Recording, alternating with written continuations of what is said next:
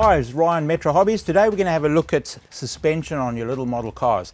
A lot of the time people think they're just there to make them look tough, but it does actually do a job. It absorbs the shock when you go over jumps and bumps, but also keeps all four wheels on the ground so that the handling is correct. So the steering works and the throttle works.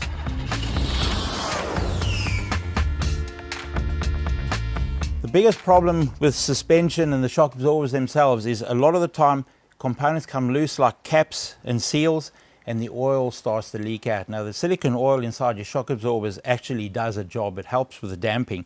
A good way to recognize this is your shock absorber will suddenly get very shiny on the outside, as this one has, and also a lot of dust and grit will stick to it. So when you see that happening, it's time to do a little bit of maintenance on your shock absorbers. The easiest way to sort out a shock absorber is to completely disassemble it, which is fairly simple, by taking off the spring retainer and the spring, get them out of the way, and with a cloth clean off as much of the dust and dirt. A brush helps as well to clean out all the grit that's all over your shock absorber so that it doesn't end up inside the shocker body when you open it up. Once cleaned and satisfied with the outside, unscrew the cap gently. Now be careful because there will be oil in there, even though a lot of the time most of it's leaked out. There is still some more left inside. So unscrew the cap. Make sure you do not lose the little rubber diaphragm, which is very, very important to seal the cap up. And then on an old rag or bit of paper, just pour out what's left of the oil. Slowly push the piston down and you'll see it all come out.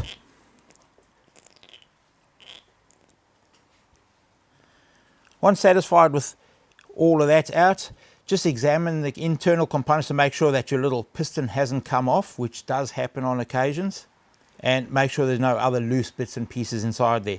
The easiest way to refill them is to pull the shock completely out so that the pistons at the bottom get a good quality silicone oil for shock absorbers in the correct weight for your shock absorber. So always make sure you're using the right weight and start pouring it in, but don't fill the shock absorber right to the top. Only put about halfway in and then slowly raise the piston inside just enough that it doesn't come above the surface of the oil. What we're going to do here is try and get all the trapped air that's underneath it out of it. So by raising the piston up, all the air will come up to the top, and then slowly, and I've emphasized this, slowly pull down, because if you pull down fast, all the oil will shoot out the top of the shock absorbers. Slowly pull it down, and by looking inside you'll see a whole lot of bubbles, and those are all the bubbles of the air was trapped underneath the piston. Now just again I do it, no more bubbles. Once you've satisfied there's no more bubbles inside there, top up the shock absorber to basically almost the very, very top. Okay?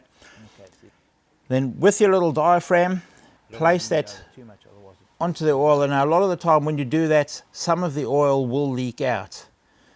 Handy little cloth, just dab it, clean away the oil. Then get your top and basically screw it on.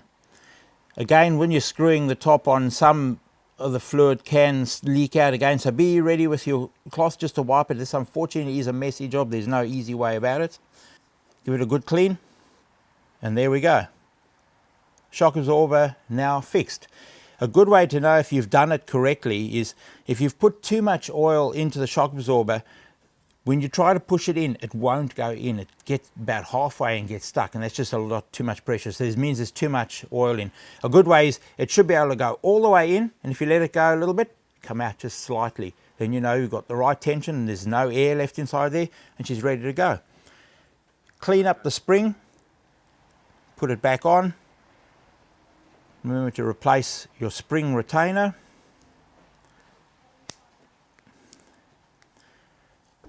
And that's one shock absorber ready to go. Look after your shockers and your cars will drive very, very well.